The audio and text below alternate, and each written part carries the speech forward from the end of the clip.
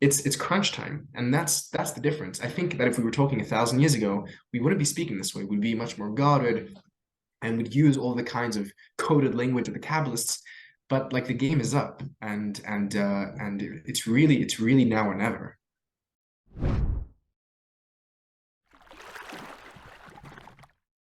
It is a great pleasure to welcome Zevi Slavin all the way from Yerushalayim, the Holy City. Welcome to the Empowered Jewish Living Podcast, Zevi.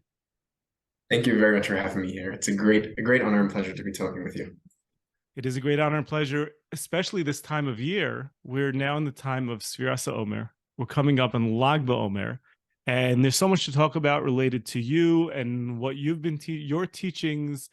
Let's start out. Let's hear a little bit about who you are and specifically your platform. You call it Seekers of Unity. So if you could share with us a little bit of what you do and what is behind Seekers of Unity. Sure. It's so hard to answer because it's constantly changing. You know, we're living beings, and defining ourselves is almost an impossibility because thank God we're not static. I'm from Australia originally. I'm a son of Shluchim that the Rabbi sent to Sydney, Australia. I grew up there in the Chabad community and had an incredible childhood and upbringing within the beauty of that community, and I was exposed to Hasidus, contemporary Jewish mysticism from a very young age. Initially, if I can be honest, the stuff that I was learning was very abstract and esoteric and arcane, or so it seemed. And not only did I not understand how it met me in my personal life, I didn't even understand what was going on. I felt like I was learning some sort of, celestial map about something which was very distant worlds. You're talking about in the teachings of Chabad. Yeah. Hasidus in general, Chabad in specific, that I was exposed to. And what happened was, at a certain point in my childhood, just by happenstance, or perhaps not, I was exposed to mysticism from other traditions. And something clicked within me where seeing what I found to be those same ideas that I had been studying articulated in a different language, in a different culture, in a different tongue, somehow allowed me to make sense of what I had been studying. It reframed what I had been studying already and allowed me to understand it anew, and I think really properly for the first time. To me, that was a very bizarre reality because I was taught Chassidus in a very specific, narrow context, not in relationship to any previous movements of barely even Jewish history, let alone, other religions. And the very fact that that commonality existed for me was firstly shocking, to be quite honest. And the fact that it helped me understand what I was studying in Hasidus was even more bizarre. What other traditions? Can you clarify? Yeah. So initially, the exposure was actually to forms of Christian mysticism and spirituality. Secondly, was Sufism, which is Islamic mysticism and spirituality. And then only after that did I begin to look into Eastern forms, and then into comparative mythology and comparative religion, more generally speaking, and opened up that umbrella more broadly. But what to me was at first glance so foreign, turned out to be so deeply similar in a very profound way, not on the surface level, not on the externals, but very deep down. There was what seemed to me a deep profundity and connection between those traditions, specifically between the mystical traditions. And I spent the next decade or so exploring that bizarre occurrence. And where it took me was to doing the work that I'm doing today, which is to a exploration of mysticism across cultures in a way that is trying to get to the core, which I think transcends the differences between them and unites them. And I do that work now professionally through the YouTube channel Seekers of Unity, where every week, either through one of my own classes and lectures or through interviewing scholars in the field, I'll be exploring these themes of unity, trying to find, simply put, the unity within each tradition, which I believe resides in the heart of the mysticism of those traditions and the unity between those traditions. And it's certainly not the way that I was taught to think about religion growing up, but to me, it's been incredibly beautiful and profound and compelling, and I have no option but to share that with people. And that's who I am, and that's what I'm doing on the channel Seekers of Unity. That is fascinating. The you find that your audience is from across all religions. Everyone's listening. Yeah, yeah, it's a very diverse audience from ex-Haredim out of Williams Park and Borough Park, and out of all the way to Zen Buddhists up in Nepal, to Christian nuns down in South America. Really, it's really anyone and everyone. It's people with obviously an interest in something deeper, sort of the inner side of religion, and I think it's both a lot of secular people that are looking for a more nuanced, sophisticated, mature articulation of religion that touches to their deepest experiences, their mystical experiences, and it's religious people as well who are looking for an open, non-judgmental, non-dogmatic exploration of religion from what I hope is a very profoundly meaningful, philosophical, mystical direction. Sure. What's interesting to me, I knew for quite a long time that Eastern spirituality, Buddhism, certain Hinduism, I don't know, Hinduism and certain, offshoots of that, Sikhism. I knew that there's obviously a lot. We draw a lot when we talk about spirituality and mysticism in the West. We draw from that a lot. Everyone knows, everyone's familiar with the term of, the Buju, or we know that the New Age movement was very into Eastern spirituality. I kind of suspected that within Islam there was that as well, although I would say for us as Jews, we're not as aware of that. And I was even more surprised to hear, not only from you, but even, when I've heard it once or twice before, this idea of like Christian Kabbalah. Like, it just, even in my brain now, it just doesn't, like, I don't know, it doesn't for some reason, like, it blows my mind. So like, what are some of the concepts that, and we'll go a little bit deeper later on, but maybe just to give us a little bit of a picture of like, what are some of the themes that you find through all of these areas of mysticism that you find commonality between, and I'm talking about not Eastern religions, I'm talking about specifically when you're speaking about like Sufism, Christian Kabbalah. Sure. Just to be careful and precise with language here, because it's important. There is something called Christian Kabbalah, which is a form of syncretic Christian spirituality, which emerges during the Italian Renaissance at the hands of people like Marcello Ficino and Pico dell'Arcangelo. But Christian Kabbalah is one very idiosyncratic form of Christian mysticism. There are many, many other forms of Christian mysticism which predate Christian Kabbalah. I don't know if you're using the word Kabbalah as a synonym there for mysticism, or if you meant specifically, but so just to clarify, there's Christian mysticism, there's Christian Kabbalah, there's overlap, but there are two different things as well. Yeah, no, I actually used Kabbalah specifically because I have heard the term Kabbalah being used within that world as well. That's actually what I say. Yeah, but just to be clear, that there are forms of Christian mysticism that are not Christian Kabbalah. So when I was the Christian mysticism that I was exposed to were non-Kabbalistic, non-Christian Kabbalistic. What is going on in those traditions? If I can reduce it to something very basic like this: if we believe that God is infinite, which even standard sort of orthodox non-mystical theology proposes that God is infinite. So there are two ways that we can think about infinity, and this distinction comes from the German philosopher Hegel. He talks about a bad infinity and a good infinity, or we can talk about a simple infinity and a true infinity.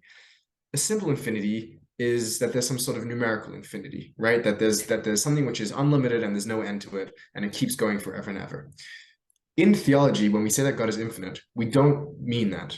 Or at least if we're being precise with language, that's not what we mean. We mean a second type of infinity, which means that it is infinite. There's no boundaries, no limits, which means that there's nothing other than it at all.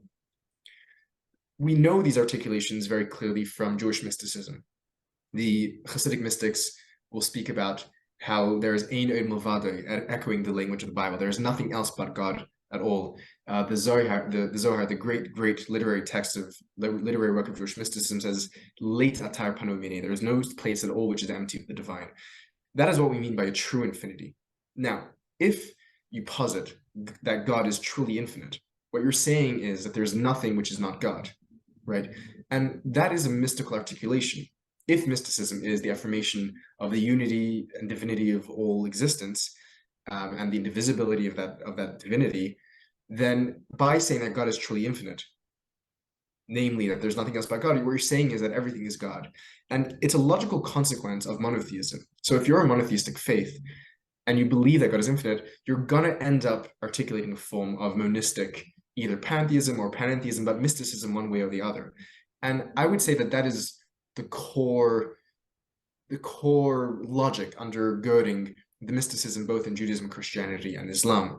And the way that's going to be articulated is going to be specific in each tradition. What we find is, to be a bit more specific, is that it's the human who was created in the image of God, according to Genesis 1, who is the locus of, who's the divine face in reality.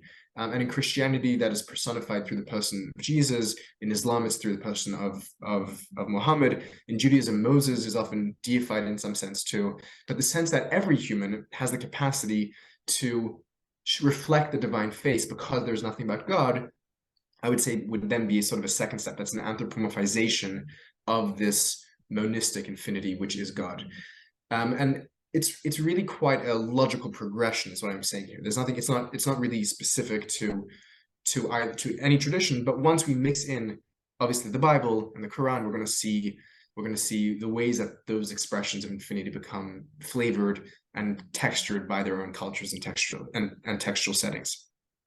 It's fascinating. I wonder, though, as you're saying it, obviously right now, because of Hasidus, let's just say, right now, today, as a Jew, I know most Jews are aware and at least somewhat connected to the teachings of Kabbalah. It's becoming much more and more and more mainstream, right? You know, I mean, again, it used to be only Hasidus. Now, with so much in English, you know, people are reading and people know, and you're seeing more and more just in English literature, people are bringing it down. So I would say, you know, the Yid on the street, right? The typical Jew is dancing somewhat. He's tiptoeing in this. He's hearing from it. If not, you know, his rabbi's using it in lectures.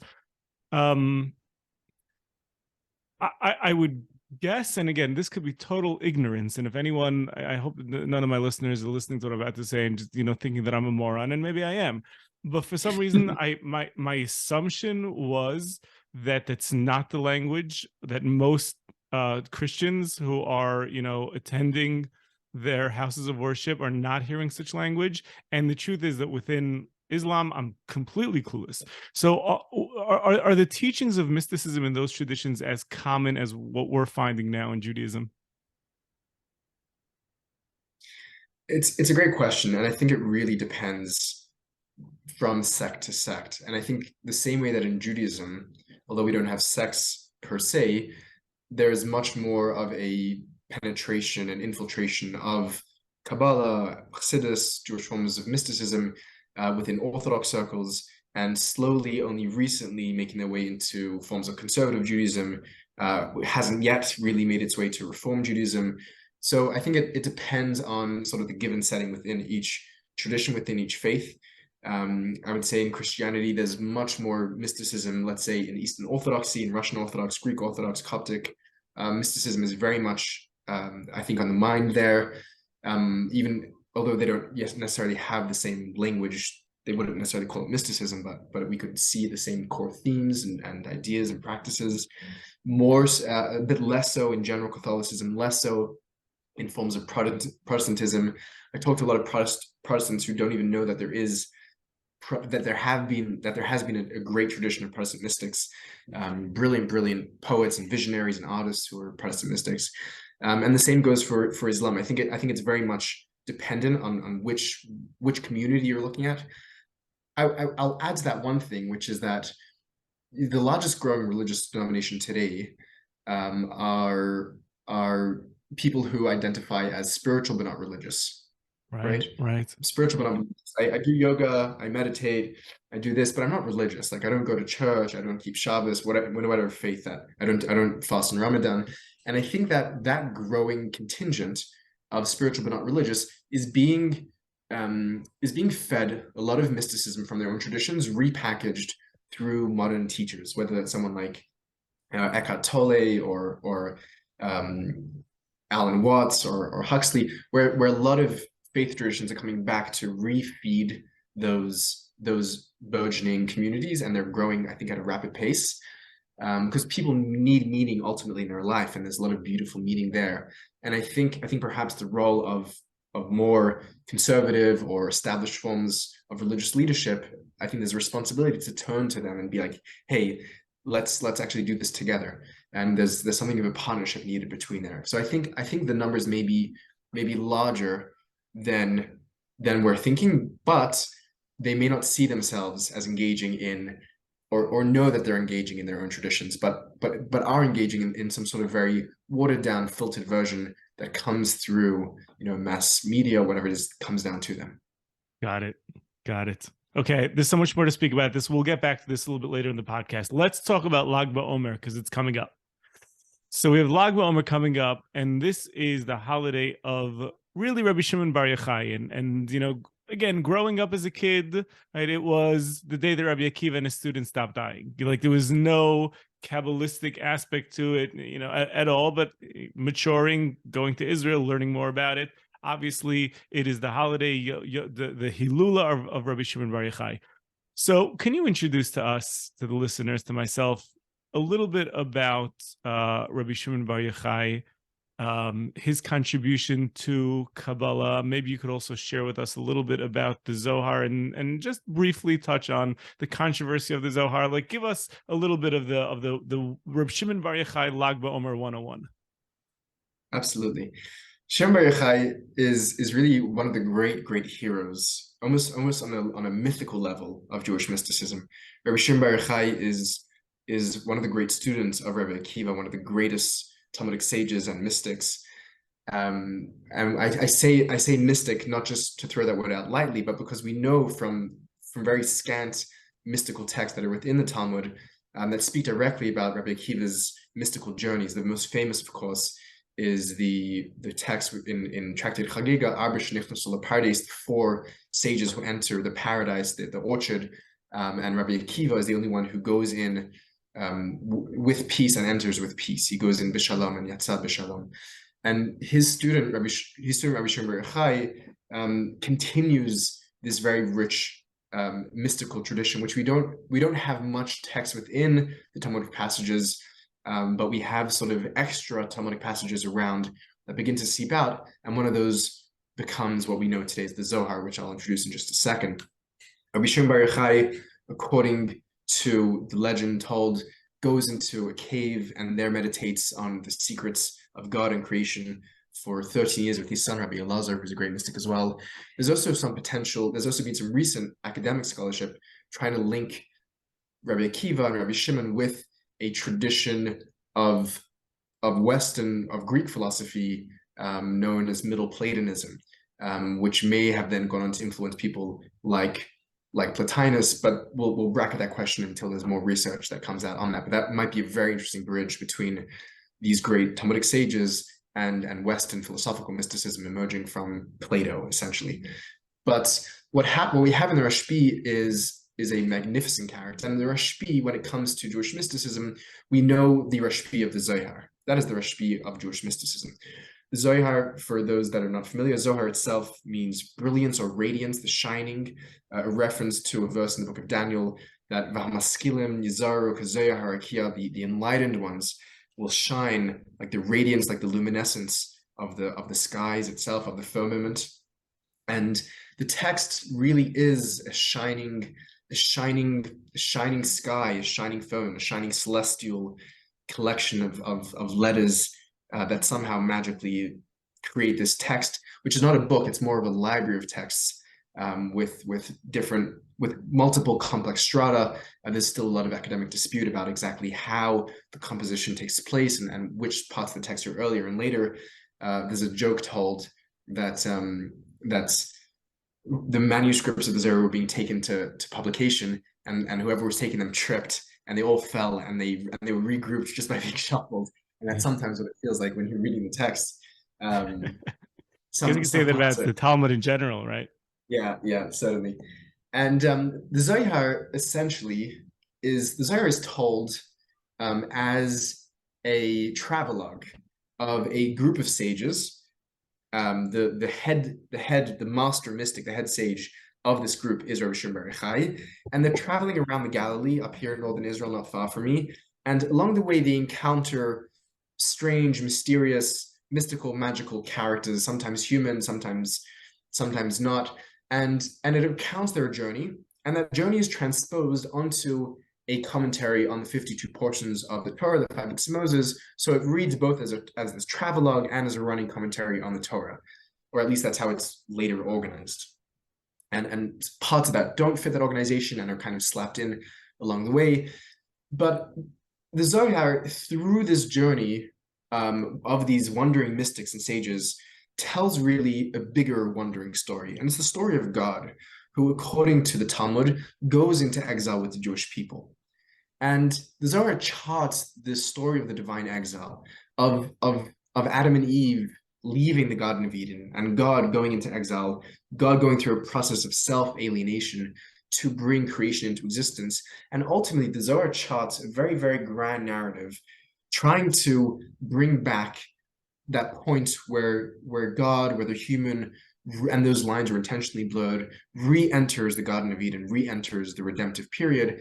And for the Kabbalists, the Zohar itself is an attempt to effect that, is an attempt to bring Mashiach, to effect the redemption of God, which in the language of the Zohar, which is really the first time we see this explicitly in Jewish history, that redemption is a reunification of the divine masculine and the divine feminine, Kuchabrichu and Shechina, Tiferes and Malchus. They have various different coded language to refer to the same thing, what we would call in academia, Heiros Gamos, the sacred marriage between the divine masculine and feminine. And it's an exquisite work of poetry and soaring, and at times it's a very difficult text, at times a very ugly text, a xenophobic text. But all in all, it's a text which is hands down the greatest literary production of Jewish mysticism, and one which is still being mined and explored until today. And really all of the major motifs that go on to irrigate hundreds of years of Jewish inner life and spirituality, although we have some earlier references and motifs that the Zohar certainly is working with, things like Sefer Abba here, Sefer Yetzirah, but the Zohar is really where that explodes wide open. In terms of some of the controversy which you hinted at, which I try actually avoid, because I think it's a bit of a red herring in the scholarship. I think a lot of ink is spilt trying to figure out when the Zohar was written, because the Zohar only comes really into public light in the 13th century in northern Spain at the hands of a great mystic by the name of Moshe de Leon. And there's a lot, and the academic consensus today is that the Zohar is by and large produced, not just publicized, but produced at the end of the 12th, beginning of the 13th century. Of course, the traditional Jewish view has been and remains that the Zohar was written in the circle of Rashbi. So the question is Rashbi the actual character who is experiencing and who's being witnessed and being recorded, or is Rashbi sort of this mythological character who's being used pseudonymously as sort of a character to be telling the story around? And that's a question which won't be resolved anytime soon. And I honestly don't think it matters. If the Zohar holds power for us in our lives to be a beautiful text, an inspiring text, or a redemptive text, a text which moves us to profound contemplation and kindness, then I actually don't think it matters so much whether it's actually the Rashbi or it's about the Rashbi. I think to borrow from another mystical tradition here, because we're doing this kind of interreligious thing, there's a very famous rule in Buddhism that if you quote something which is true, you're allowed to say it in the name of the Buddha. It doesn't matter if the Buddha actually said it or not, because if it's true, then Buddha could have said it, would have said it, should have said it. And to me, I'm a bit of an existentialist when it comes to this. I'm like, if the Zohar is true, if it works, then let it be Rashbi, let it be Moshe de Leon, let him be channeling him. I really don't care so much. But the Rashbi is certainly the core figure of the text, however you slice it and dice it.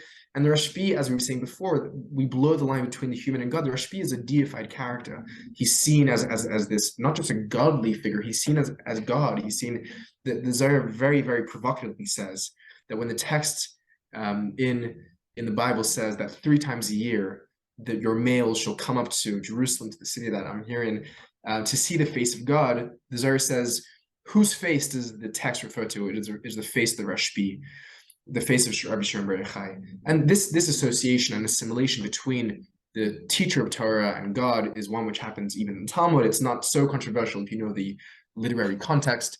But the Rashbi is this magnificent, magical, mystical figure, and Lag BaOmer commemorates his Hilula. Technically it's his passing. It's the anniversary of his passing, but because the Rashbi is such a huge figure who's literally larger than life, for the Rashbi, the boundaries between life and death are kind of a joke, and therefore it's a wedding celebration is how it's celebrated. It's a reunification of the Rashbi with the place his soul came from, and the Rashbi certainly transcends death. The Rashbi is still alive, and if you spend some time around his resting place in Arin, you'll see how much life there is. There's more life in the Rashbi, who may biologically no longer be living, than most people who walk around the streets, but are far from actually living and what it means to be alive. That's who the Rashbi is, and that's a bit about what Lag BaOmer is, and a bit about what the Zohar is. Wow. There's so many different directions that I want to go over here. So I'm just I'm jotting down notes, and I want to go in one direction, which I'm nervous to go down. But since you've mentioned it a couple of times, can you clarify something?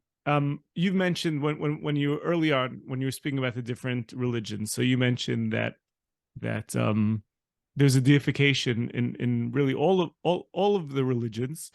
Whether it's the main prophets, Muhammad or Jesus or Moshe, but really the deification of Moshe, at least within Judaism, is really something that Moshe happens to be. He's the he is the greatest of all prophets, but we don't necessarily say that he achieved some, meaning theoretically, right? We all the statement of we all have a little bit of Moshe Rabbeinu in us, right? Moshe, meaning there's something, there's a yearning, there's a drive that we say, every person is B'Tselem Elokim, every person is in the image of Hashem. We might not be reaching that potential, but there's a certain deification of every human being. At least within Jewish tradition. I'm not sure about other traditions because I just don't know them well enough. And then you mentioned it again right now as far as the Rashbi is concerned. I wonder, are there things, I've wondered this in general, do we often accuse other religions of doing things that, let's just say, for example, right, with Jesus, Right. do we often accuse other religions of doing things that we also do, just using different language, and we misunderstand what they did, but really we're sort of doing the same thing? Yeah, 100%. 100%. Yeah. I think firstly to say that Moses, Moshe Rabbeinu, while we may not think of him as a deity in mainstream Orthodox articulations of Judaism, for those that know their texts, there's so many places in Chazal, in the Talmud, in Second Temple literature where Moses is very heavily deified, and we can cite those, we can quote those, we can go through them. I mean, again, just to me, growing up in yeshiva, we're talking about in yeshiva, right? So for all the listeners who are extremely uncomfortable with what's happening over here, we all learned in yeshiva this idea that Moshe Rabbeinu put himself in a complete state of bittul, nullification, that Hashem was speaking right through him, right? That is something that every yeshiva kid is proud to say, that he believes. Correct. Yeah. So and the reason why the Talmud says that God speaks through the throat of Moses, that Shechina medaberes b'sech, is because Moses says Anochi Hashem Elokeichem asher tzisichem eretz Mitzrayim. He says, I am the Lord your God who took you out of Egypt. And the obvious question is, one second, you're Moses, you're not the Lord our God who took us out of Egypt. And the answer there, as you're saying, is that Moses reached such a level of nullification that God spoke right through him, that there was no interference.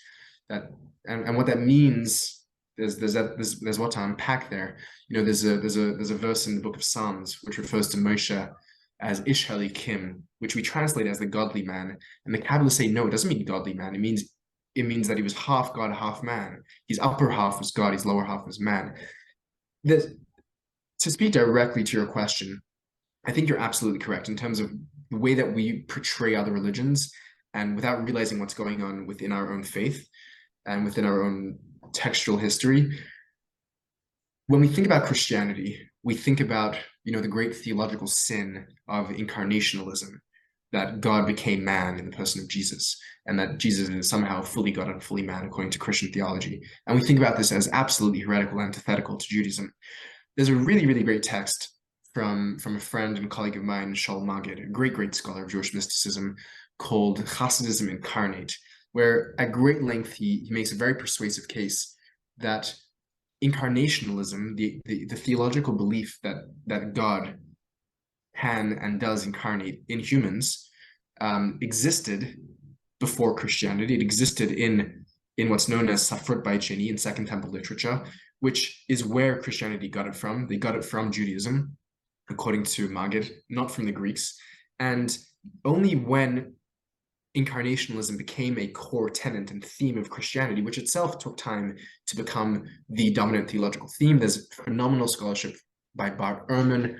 Bart Ehrman traces the different stages of the deification of Jesus, from adoptionalism to all the way through to incarnationalism, which is worth reading as well if you'd like some more context here.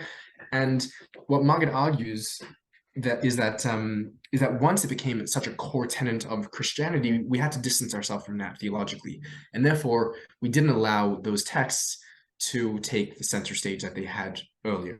And we do this in Judaism all the time. We have such a rich abundance of text, and we pick and choose. And I don't mean that in a derisive way. We choose tactfully and skillfully and thoughtfully, selectively, for what's pertinent for any given generation. And I think also, I'm sorry to interrupt, but I think also what you just said really, really rung true, that I think often we distance what happens is we feel that maybe another tradition is taking a certain idea from us and maybe overplaying it or overfocus or losing its focus, and therefore we completely distance ourselves from that idea to the point that it becomes heretical. Correct. Yeah, and theology is very, very often, particularly in the Abrahamic and biblical context, is developed in contrast to our neighbors. So if they believe this, then we don't believe it, and that's what happens, it seems, to the idea of incarnation. And Magid makes the reason why the book is called Hasidism Incarnate is because he makes a case which is a very profound and quite a challenging one, is that the Hasidic authors, who are writing in a context where they do not care about Christian theology, or they're less aware of Christian theology, begin to readopt the Jewish incarnationalism, which was there all along. And that's why you find such a proliferation of incarnationalistic thinking in Hasidism. And that's the case he makes. And I'm not here to say that Magid's entire case is shut and closed, and there's still going to be a lot of debate about it. But I think that it speaks true, and I think that there is a tremendous amount of authentic Jewish deification, apotheosis, incarnationalism that happens before Christianity. It happens quietly throughout Jewish mysticism, the Zohar and onwards, and it happens more openly in Hasidism. Is that why there was so much opposition to Hasidus when it started? Yeah.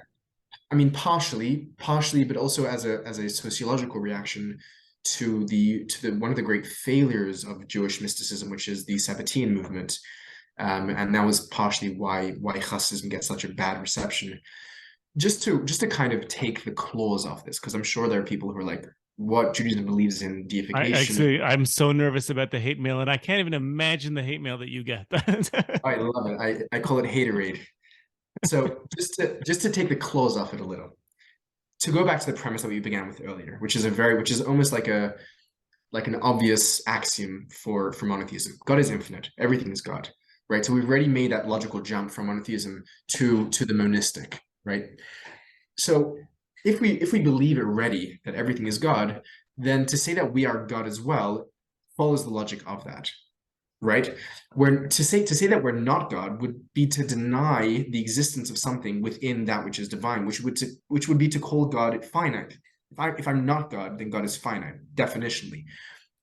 So what happens then is that realization must be internalized and must be acted upon. It must be put into practice. And if you are a person who is realizing that and practicing it, right, and making it real in your life, to realize with both connotations of the word, then you're living that truth. That's why we refer to Moses. Why do we refer to Moses as a godly figure? Not godly, but as a God figure, because of his humility, because of his bittul, because of his kindness, because of his wisdom. He's embodying all of the characteristics of the divine, because he is divine, because he can't not be divine, but he's living it. And that's why we say, oh, look, he's doing it. And that's what we strive towards. The Kabbalists refer to Abraham, Isaac, and Jacob as the Merkava, as the chariot of God. And the reason they use that expression, besides for a long history of Jewish mysticism, where that term is an important one from the prophet Ezekiel and onwards, is because a Merkava, a chariot, for them means a vehicle which is totally aligned with the desire of its driver, of its rider. And if the rider is God, and if we create ourselves into a vehicle for God, then we're simply channeling that which we are. To make it even more simple, if we believe that the universe, that existence, that the cosmos is all a beautiful, united manifestation of the divine, then we can either choose to live in line with that, or we can live in opposition, dragging our feet against it. In Taoism, we would call it the Tao, you're living with the way. In Judaism, we would call it the halacha, you're walking with the path of God itself, of the cosmos itself. If you're doing that, then you're simply being that which you are, you're being God. And there's no two ways about it. So that's a bit of the historical, textual, scholarly, and also to kind of put it into more understandable language. And the sages and the mystics and the saints of Judaism, the prophets, the teachers, are referred to by divine language because they achieve that in their own lives. And that is achievable for every human. I'll end this monologue with one last quote from a Protestant mystic. We mentioned earlier that Protestants don't know that they're mystics. William Blake, one of the most beautiful Protestant mystics, writes that, and we're going to get some hate mail for saying this, he says, the secret is that Jesus is God, but so am I and so are you. And that's the difference. Right. That's the difference. If we say only Moshe, only the Rebbe, only Jesus is God, then we're committing an act of idolatry, because we're saying that there's something which is not God. But if we can say, so am I and so are you, or at least we can aspire to reveal that within ourselves, then we're speaking truth. Yeah. Yeah. It's really powerful. The whole thing, it's powerful, and it just reminds us how, we know that, you mentioned Rabbi Akiva's mystical experience. Rabbi Akiva came out unscathed, but we know that, his partner in crime came out and, was quote unquote became a heretic. Or I've heard stories about the Vilna Gaon, who his students would say about him, like, oh, you don't have any jXaviErre. And he'd be like, you have no idea. Like the places that I go, the challenges of misunderstanding, and just a slight misunderstanding, can lead me to take on a belief of paganism, let's just say, right? Whatever, without even realizing it. So, there's a certain complexity behind all of this, which maybe is why our sages discouraged people from learning Kabbalah before they were ready, because the ideas are confusing. Yeah. There's a very fine line between ultimate truth and ultimate falsehood. There's a very fine line between the realist, most beautiful theological articulations and the most heretical, narcissistic, megalomaniacal, evil articulations. And you can see where that line is. Right. And you're right that historically, because of that danger, they were held back for so long. The chidush, the innovation of Hasidus was, and still is that we just can't play that any longer. We can't play it safe any longer. We live the Baal Shem Tov, according to Hasidus, whose name was Yisrael, was born into a time where the Jewish people were in a state of, they were comatose, they were fainted, and his being, his existence, was calling them by name, Yisrael. And if you look at the world around us, we see so much brokenness and hatred and animosity and us and them, and this petty theater of politics where the other person, if not exactly like me, they're the devil, and we have to, and it's very clear that we have to get our act together. And it's very clear from the Jewish mystics that there's a sense of urgency which never existed up until this moment. And the dangers are there, and they're very real, and the temptations are very real, and the capacity to abuse these things are very real, and the abuses are very well known. But we don't have the chance to not tap into these truths and to articulate them and to share them. A very, very famous parable that's told by one of the early Hasidic masters, the Alter Rebbe Shneur Zalman of Liadi, the author of the Tanya, is of the prince who is dying, and the only remedy for the prince is to crush up the core crown jewel of the king's crown. And there's a huge commotion and a huge protest. How can you crush up the king's crown? The king says, if I don't crush it up, my only son, my prince, my heir will die. What is all of my riches worth if he doesn't survive it? Crushing up the gem of Jewish mysticism and watering it down and trying to give it to a starving people is very dangerous. A lot of it's going to fall in the bin. A lot of it's going to be misunderstood and abused. But if we don't try, then the prince is going to die. We don't. It's crunch time, and that's the difference. I think that if we were talking 1,000 years ago, we wouldn't be speaking this way. We'd be much more guarded, and would use all the kinds of coded language of the Kabbalists. But like the game is up, and it's really now or never. Yeah, I agree. I totally hear that. Let's jump to another controversial discussion while we're at it. Might as well. So there's something that I don't fully understand. I'm not even sure that I could articulate this question the right way. Let's say the very first mystical experience that we have, Yecheskel, it happens in exile. It happens in Babylon. Rabbi Akiva's mystical experience, Rabbi Akiva seemed to be very much involved in bringing Mashiach, in this messianic, he created a messianic fervor through Bar Kochba, but we know that it was obviously, it was very high on his agenda list, right, to try to bring Mashiach, and that's somewhat connected to his mysticism. Rabbi Shimon Bar Yochai, towards the end of the Zohar, speaks about Mashiach coming. I've heard you mention about Abu Lafia was one of the major teachers of mysticism, who there was also sort of messianic discussion around him. When the Baal Shem Tov reintroduced Kabbalah, it was sort of with the blessing, this mystical vision that he had of Mashiach. He said, Mashiach is going to come,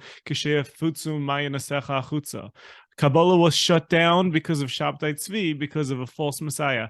I'm not sure that I fully understand the deep relationship, why it seems that all of the major mystics in Kabbalah, why there's also sort of this Mashiach discussion that surrounds them. Can you just bring a little clarity to that? Yeah, that's a great question. That's a great question. Firstly, I think that the ideation, the concept that the mystics have of Mashiach is different than what we generally think about when we think about the Messiah. There are multiple different models of messianism, and this has been studied already very comprehensively by academics and scholars and historians. And I would say even within Jewish mysticism, there's development in that idea, and we see the messianism of someone like Rabbi Akiva, someone like the Rashbi, or the author of the Zohar, and Abu Lafia to the Baal Shem Tov. There's also development there. But I would say the basic difference, and this is really skimming over hundreds of pages of scholarship, so I apologize, I'm about to be very inaccurate, but what can we do? There's a basic shift from a biblical conception of messianism. Of course, within the Bible, it's also a developing conception, but just to paint in painfully broad strokes here. The biblical conception of messianism is a political military redeemer modeled after the great military political leader, King David, who was going to come and to bring us salvation and redemption by taking us by saving us from the occupation of foreign nations and allowing us to live with political autonomy. That's the basic model, and that's why King David, who lives a reign of political power and autonomy, is painted as the progenitor, the proto-messianic figure. There are also references in Tanakh which seem to be much more, let's say, not just political, but also spiritual and miraculous. But those are sort of later developments in Tanakh, and those take time, and those will be expanded as we move now into the second model. It's for reasons like this, by the way, which, if you look in Tractate Sanhedrin, you'll find a very shocking statement, which is that there's a whole debate there about the Messianic figure and the Messianic age. And one position they're taken is that there is not going to be any Messianic age for for Israel, for the people, for Jews, because they already enjoyed political safety and sovereignty under Hezekiah, under Chizkiyahu. This is the type. So we can see it's a very terrestrial, very political, very monarchical understanding of what redemption, what salvation is, and it makes sense. Listen, if you're under a foreign occupation and it's very difficult living under them. You want God to redeem them, like God redeemed us from Egypt. We were living under Egyptian occupation as slaves, and God redeemed us, and that's why Messiah is both a Davidic character and a Mosaic character. When we move into the mystics, we see, and already in Tanakh we see this beginning to blossom, or beginning to sprout and blossom in the mystics. We see a very different articulation of messianism. And to use the model again of let's say of the redemption from Egypt. So redemption from Egypt can be read in a purely political way, that God took one nation out from within another nation and brought them to a homeland. But another reading of the Exodus from Egypt, which is relevant to the time we're in now, this first Ehrman, is that there was a spiritual redemption. That Egypt, yeah, exactly. That Egypt represents a place of contracted consciousness. The etymology of the word Mitzrayim, Mitzarim, these small-minded places, what the mystics will call Kat Mesamechem, this contracted, small, sort of ego-centered consciousness, and God takes us out of that into a place of expanded consciousness to Israel, to an inner, internal redemption. And the basic shift there is from one which is external, political, to one which is inner, to an inner redemption. And that shift towards the inner really begins to blossom in people like Abulafia, where that becomes a very important motif, where redemption is shifted away from a nationalistic political aspiration to it's an inner redemption, an inner Messiah, a Geula Pratit, a personal redemption, as it's later known. And we can perhaps say that as Western thought in general shift much towards the interior human experience, and as Hasidism, part of that shifts to a very inner articulation of what even for the Kabbalists may have been sort of up there, abstract, all becomes inside the human, very clear from the Baal Shem to the Magid and onwards. That Messianic process becomes a process of inner redemption, that we live in a state of inner exile, and we can come to states of redemption. And in moments of mystical bliss, unity, love, intimacy, prayer, Torah study, the fulfillment of the mitzvah, the commandments, one can taste a touch of that, which is what the Talmud says, that the Shabbat, for example, is a taste of the Messianic era, not because we now have political freedom and we're now whatever it is, but because there's an inner bliss and peace and a true alignment with the way that reality really is. And for the Kabbalists, that's what it is. Reality really is just unified. It's just God, right? And if we can see that, if we know that, if we can get back to that state of Adam and Eve pre what happened there in the garden, then that is the Messianic redemption. So, and the reason why you see the mystics so tied into Messianism is because they're not just taking Messianism and being excited by it, but they're really transforming it. They're interiorizing it. There's if I can recommend one book on the subject, it's Moshe Idel's Messianic Mystics, where he makes this case at great length, and I think he does an absolutely superb job towards that end. So it's not just that they adopt Messianism, it's that they transform Messianism and they see it as the core of their calling. And I would say the same is true for mystics across traditions, across faiths. And they may not use the same language if they don't share the same, context. But for the Buddhists, the goal is nirvana. The goal is that inner state of redemption and exhalation. And the same in Hinduism with the state of moksha, and in Sufism, in the state of baka. But these are all inner states of redemption. And just one final point, for the Jewish mystics, who play a very sophisticated linguistic game of really reinventing the tradition while keeping the tradition alive, what they say is that once enough humans hit that critical mass of that inner redemption, right, there's a sort of tipping point, and then that will change the external reality. Because there is no really break between the inner and the outer for them. They're both intermeshed, and that will change the way we do our politics, the way we do our societies, the way we do our economics, and that will manifest into an inside-out approach. Exactly, inside out. So I hope that answers the question to some degree. Yeah, very interesting. Umola Aretz De'es Hashem, right? That's the dream. The entire world will have this das, this elevated consciousness. Correct. I would love to end asking you to speak a little bit. You introduced when you were speaking about the Zohar earlier. So you introduced this idea how the Zohar really focused on seeing the relationship with Hashem as the divine masculine and the divine feminine, which I guess wasn't something new. Shlomo HaMelech did it with Shir Hashirim, but maybe it became more, the Zohar really put the spotlight on that.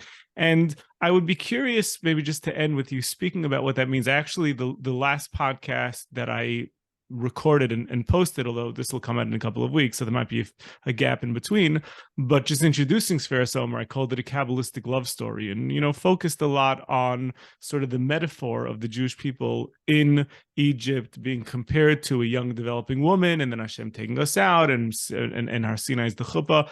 As I was saying this over at my table on Pesach, so I saw that one of my guests, she was very confused. She was like, "Well, what does this all mean practically?" Because again, like when we daven, when we pray, we're speaking to Hashem. Really, I would say that the parent-child, that paradigm seems to be the one that, most people, I think, naturally fall back into.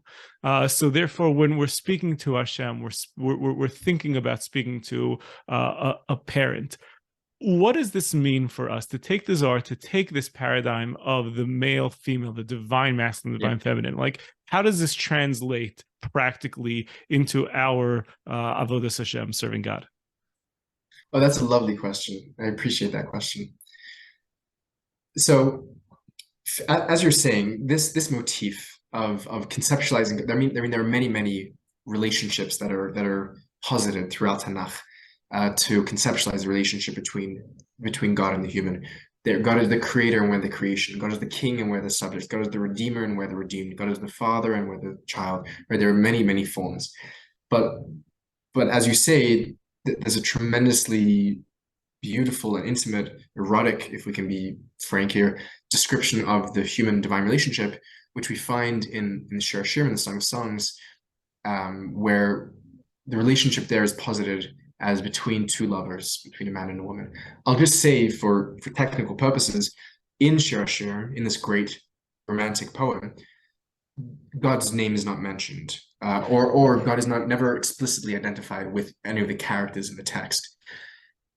So we now take it for granted that the text is a metaphor for the relationship between God and Israel, but that is hundreds of years of Jewish reading.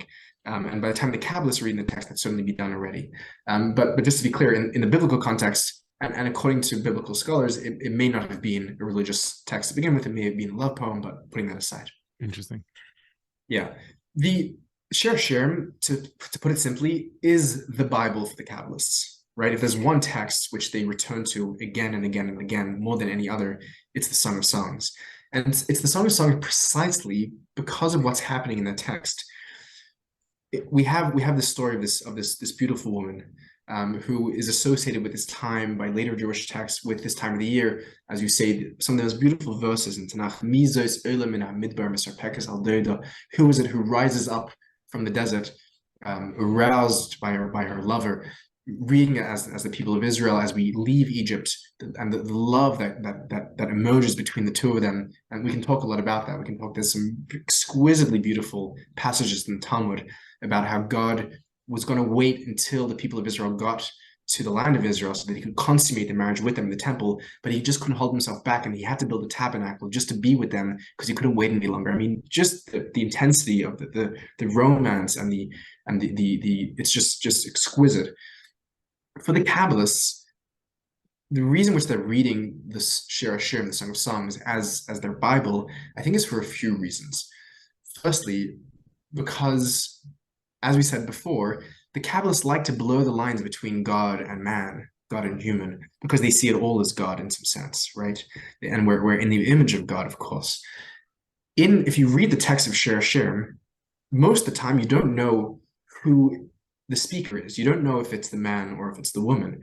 And if we're going to say that those speakers are God and the people of Israel, when we can no longer distinguish between who is speaking now, and we get lost in the very poetry of the mysticism between when did God stop speaking and we begin, when does Torah B'chsav, the written word of God, and the spoken word of the people of Israel begin, when those lines become blurred, the mystic is alive in those spaces, because that is exactly what they're trying to achieve.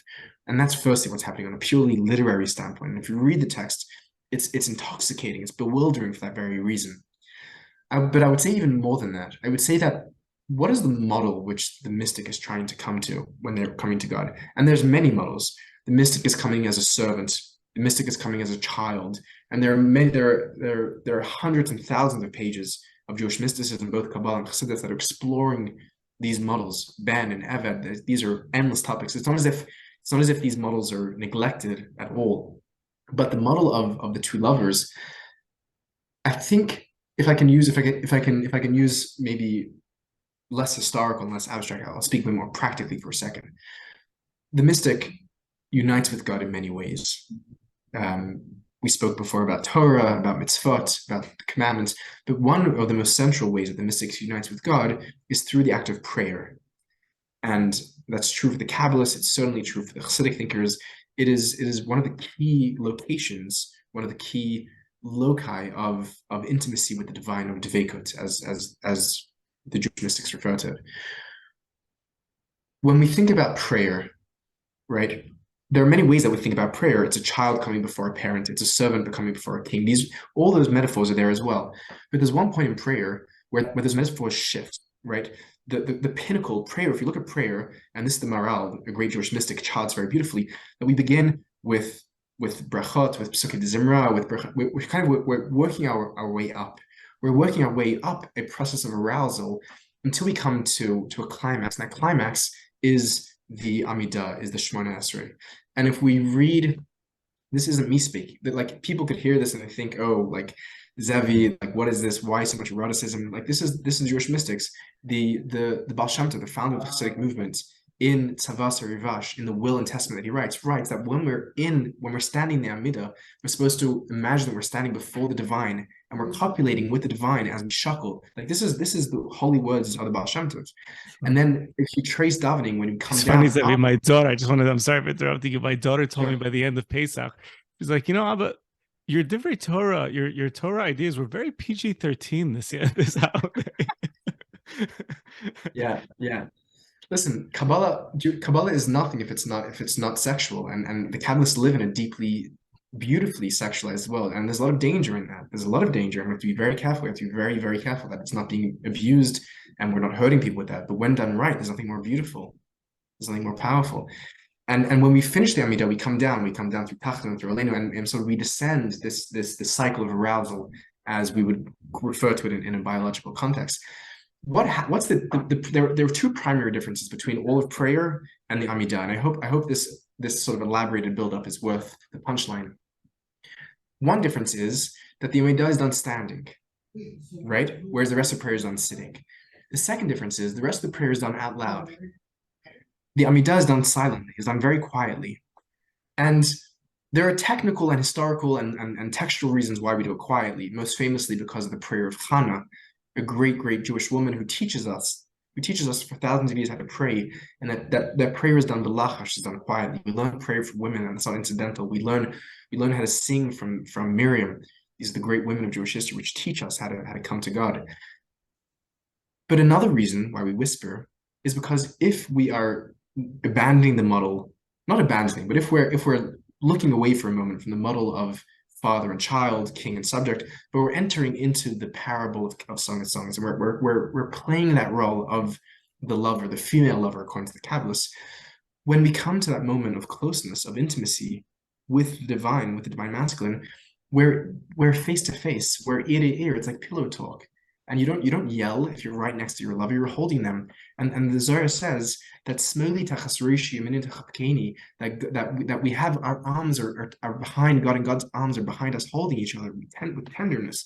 And that feeling of intimacy is what the mystics experience in their mystical experience. And they experience that intimacy with reality itself, with the divine, with God. And therefore they whisper, they say, tells the Kabbalists. And the reason why that metaphor is so heightened is because the Kabbalists want us to live lives of intimacy. They want us to go through our days experiencing that all the time. They want us to tiptoe through life gently.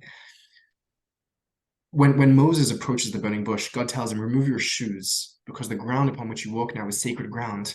All ground is sacred. we have to take off our shoes. We have to walk gently. We have to feel the intimacy. We have to feel that closeness. And we feel that between ourselves and nature when done right. We feel that within ourselves. We feel it between ourselves and our partners. We feel it between ourselves and strangers.